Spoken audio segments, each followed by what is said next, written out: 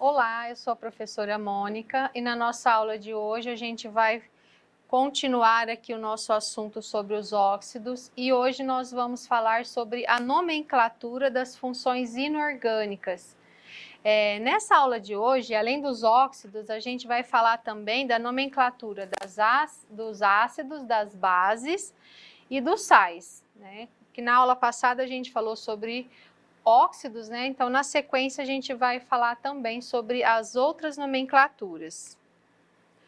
Vamos começar falando dos ácidos e recordar o que é um ácido. Então, segundo Arrhenius, o ácido é uma substância que, em solução aquosa, ela vai liberar como cátion o hidrogênio, né, que é a carga positiva, o H+. E também vai ocorrer a formação de um ânion.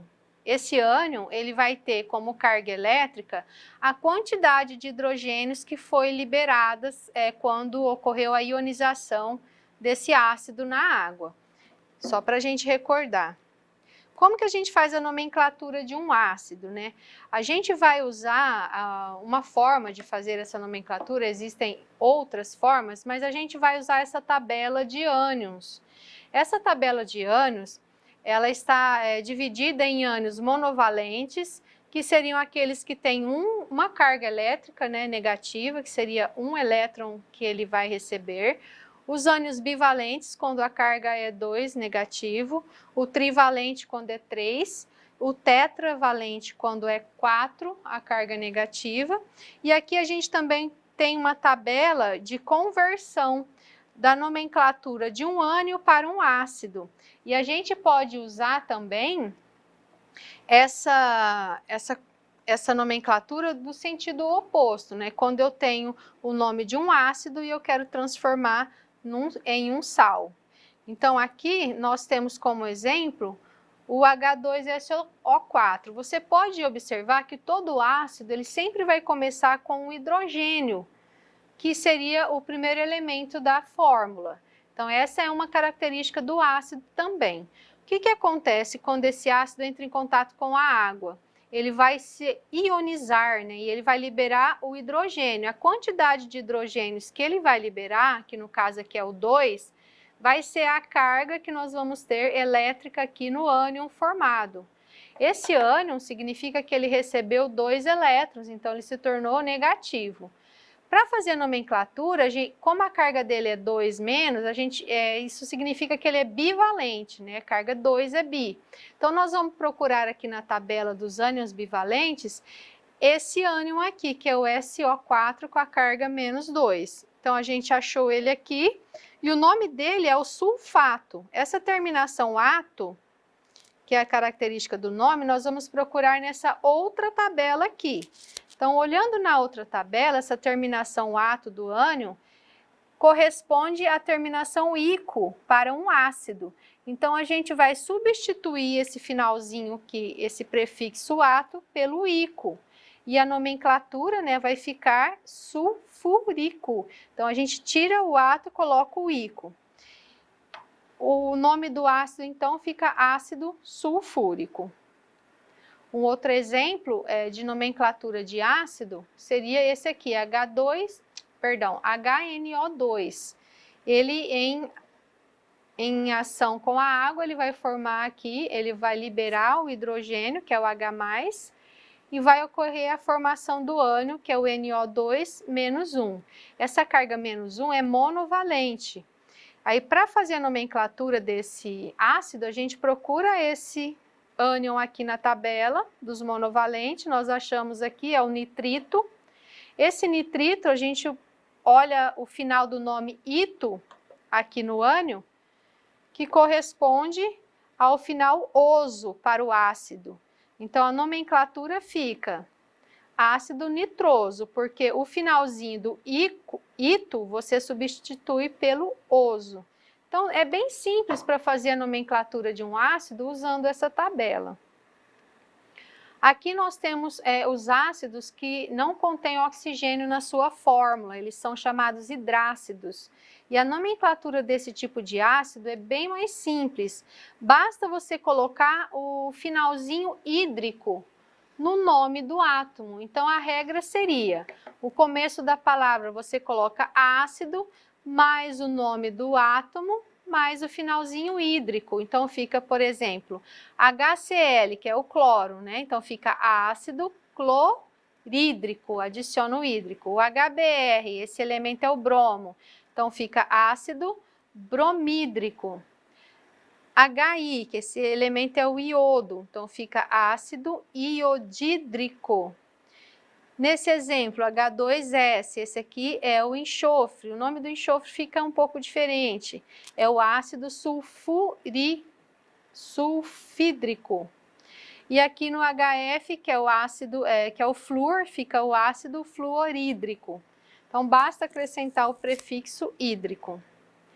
Agora a gente vai falar sobre a nomenclatura das bases, recordando que é uma base. Então, segundo a Arrhenius, né, base é toda substância que em contato com a água, dissolvida na água, ela vai se dissociar, né, ela vai liberar, ela vai separar a parte positiva da parte negativa daquela fórmula e vai liberar como ânion, que é a parte negativa, a hidroxila OH-, então ela tem a carga monovalente, é -1. E um cátion, né, que é o elemento que está ligado a essa hidroxila. Aí como que fica a nomenclatura de uma base? Ela é bem simples, né? A gente coloca na frente a palavra hidróxido de o nome do elemento que essa hidroxila está ligada. Então, aqui nesse primeiro exemplo, a gente tem o NaOH. Então, o que está ligado com a hidroxila é o sódio, então fica hidróxido de sódio. Esse aqui, hidróxido de potássio. Aqui, hidróxido de magnésio, hidróxido de cálcio, hidróxido de cobre 1, hidróxido de cobre 2. Aqui eu coloquei isso aqui para a gente recordar que existem elementos químicos que ele possui variações na sua carga elétrica. Por isso, quando você for fazer a nomenclatura, você tem que colocar se é 1 ou se é 2. Como exemplo, a gente tem também o hidróxido de ferro 2 e o hidróxido de ferro 3. Isso a gente tem lá na nossa aula sobre bases, dá uma olhadinha lá. A tabela periódica, eu só coloquei aqui para vocês lembrarem que ela é uma tabela para vocês consultarem, né? Consultar o nome, consultar a posição, né, que eles estão para saber a carga elétrica desses elementos. Também se ele é um metal, por exemplo, os amarelos são metais, os outros são ametais. Isso é importante para determinar a nomenclatura de algumas funções inorgânicas. Aqui uma função inorgânica que é o sal.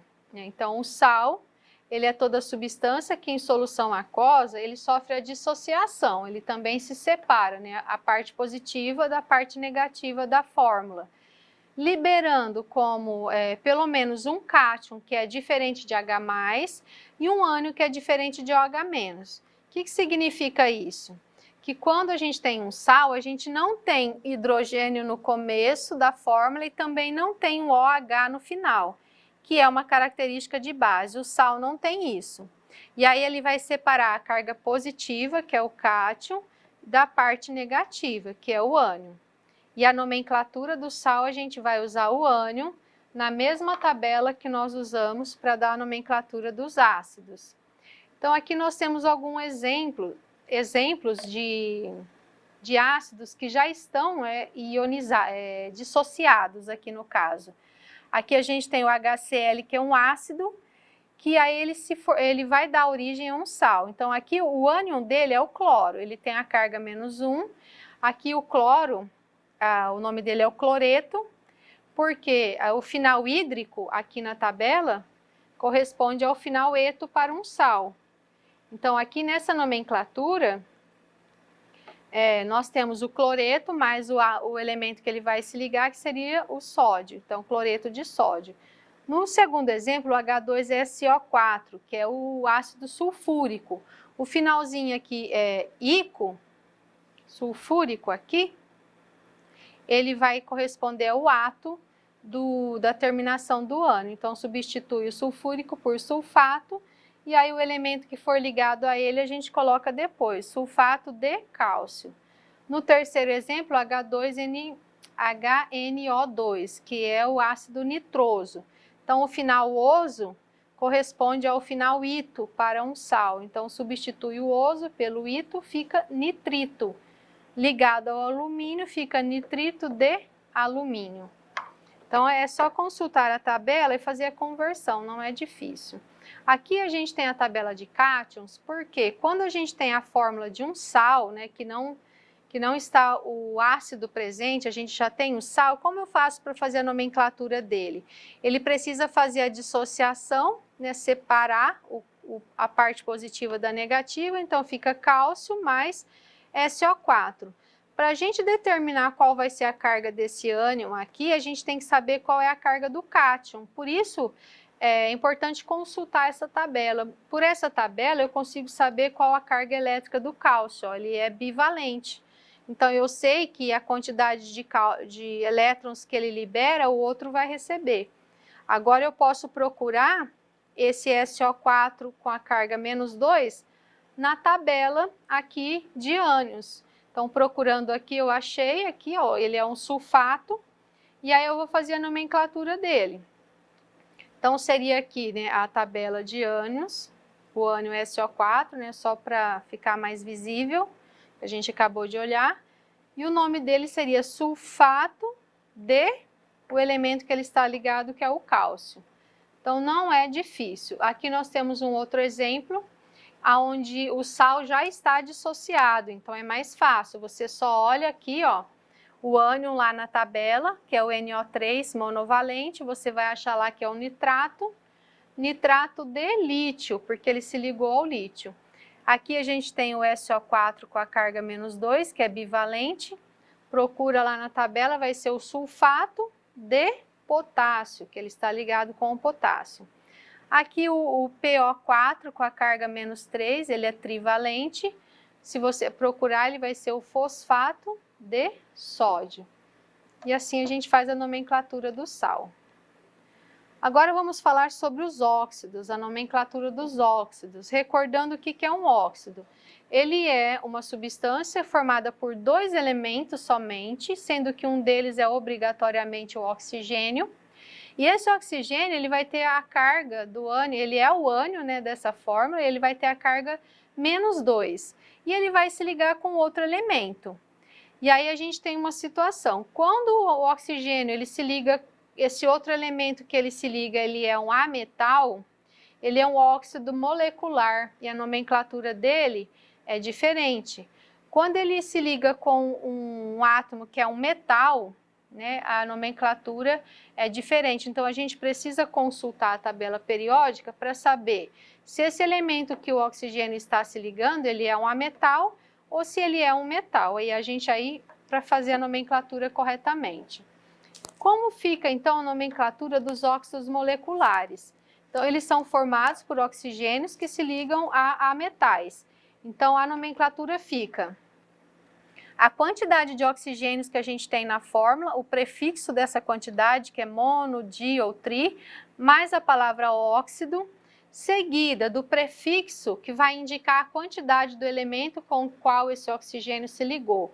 Só que nesse elemento a gente não usa a palavra mono, começa de di, o tri e o tetra, mais o nome do elemento químico. Vamos ver aqui um exemplo. Então, a gente tem aqui, ó, como exemplo, o trióxido de dinitrogênio. Então, eu tenho 3 oxigênios, então o prefixo é o tri, então fica trióxido de 2 nitrogênios, então é dinitrogênios. Aqui nesse outro exemplo, N2O4, eu tenho 4 oxigênios, então o prefixo é tetra, então fica tetróxido de, o di, porque tem 2 nitrogênios, dinitrogênio. No último exemplo, a gente tem o N2O5, o prefixo da quantidade 5 é o pente, então fica pentóxido de dinitrogênio. Então, essa é a nomenclatura dos óxidos moleculares. Aqui nós temos as tabelas de consultas, que a gente já usou, e aqui também a tabela dos prefixos, para você fazer a nomenclatura, mono, di, o tri e assim por diante. Agora, a nomenclatura dos óxidos iônicos, eles são óxidos que se ligam com metais. E a nomenclatura dele é bem simples, é só a gente colocar a palavra óxido seguida do nome do elemento químico. Então fica assim, ó. Aqui no exemplo, o Na2O, que seria óxido. O Na, ele é um metal. Todos esses aqui são metais, por isso eu preciso olhar na tabela periódica. Então ficaria óxido de sódio, óxido de cálcio, óxido de potássio e óxido de níquel. Então é bem mais simples quando é um óxido iônico. E a nossa aula de hoje, pessoal, fica por aqui. Eu espero que vocês tenham entendido essa parte das funções inorgânicas. Esse assunto, ele é bem extenso, né? Então, nós já faz algum tempo que a gente está falando sobre ele, mas tem que estudar bastante, né? Retorne às aulas, veja novamente e faça bastante exercícios. E a nossa aula de hoje termina por aqui, pessoal. A gente se vê na nossa próxima aula. Até lá!